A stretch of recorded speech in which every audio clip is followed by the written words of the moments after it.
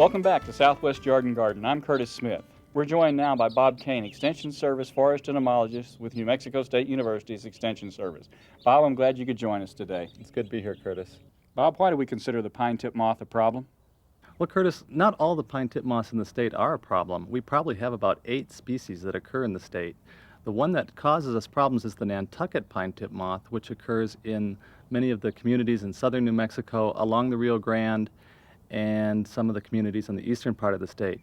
This tip moth was introduced to the state probably in the late 1970s, maybe early 1980s, and really became a problem through the 80s and early 90s. It does not have the natural enemies that control populations like our native pine tip moths do. It probably came in introduced nursery stock from other parts of the country. It sounds like a lot of people in New Mexico and other parts of the Southwest might have a problem with the pine tip moth. Yes, the insect has been expanding its range in New Mexico. We now find it along the Rio Grande Valley as far north as Espanola. In recent years, it's become established in Santa Fe and has been causing increasing problems there on ornamental pines. I've heard reports that it's moved into southern Arizona, and historically, we've had outbreaks in California as well. California was actually able to introduce a parasite, a parasitic wasp of this insect, and now have excellent control of this in their landscape pines. Unfortunately, we don't have that parasitic wasp, and until we have something like that controlling it naturally, we're forced to use insecticides to get certain species of pines in some areas up to size where the insect no longer causes damage. Bob, what do the pine tip moths do to our trees? Well, what the insect does to the tree is it attacks the new growth right at the bud. It will lay its egg, and the larva will hatch and bore into the developing bud. They hollow that shoot out, and the tree is forced to stop growth in this direction and send out side buds, which will redirect the growth of the tree. On young trees, on smaller trees, trees under 15 feet tall, the main stem of the tree can be attacked, and instead of having a nice straight tall tree with side branches in a typical pine tree shape, the main stem is attacked and the tree starts to round out. And you can see on this sample all the previous attacks of pine tip moth where the shoots have been hollowed out, subsequent shoots have come from the sides, been hollowed out. The entire shape of the tree begins to flatten and round. If you look at a lot of the ponderosa pine trees around Albuquerque, you'll see these sort of round, lollipop-shaped trees with brown tips. Some of them are flattened out, they look like little mushrooms, but the height of that tree has been stopped, and you get a lot of dieback in it. The tree will never recover into a nice shape. If the tree does eventually get tall enough to get out of the tip moth problem, you may end up with a forked tree which has structural problems later on. So worrying about treatment of pine tip moth, you have to look at the smaller trees that are still putting on their shape. Taller trees that have a tip moth attack in the side branches, it's not a problem. What does the pine tip moth look like, and how can we tell if we have a problem and should do something to protect our trees? Well, the moth itself is a small moth. It's not very noticeable. It's about 3/8 of an inch long, maybe reddish brown to gray in color, and it's not very likely you'll ever see it. You're not going to go up to a tree that has clouds of moths flying around it. You'd have to look very closely at the right time of year to find it. The better way to tell if you have a tip moth problem is to look at the new shoots, see if you have hollowed out shoots, and see if that main stem or leader is being affected. If the main stem is attacked and you're getting multiple stems on the top of the tree, that's going to affect the form of your tree, and you might want to consider controlling. If you do want to do some type of insecticidal control, it's critical that you get the timing right. The only time most insecticides are effective against the tip moth is right after the eggs hatch, before the larvae bore into the shoot. To get control and prevent damage, that's the window you're looking for.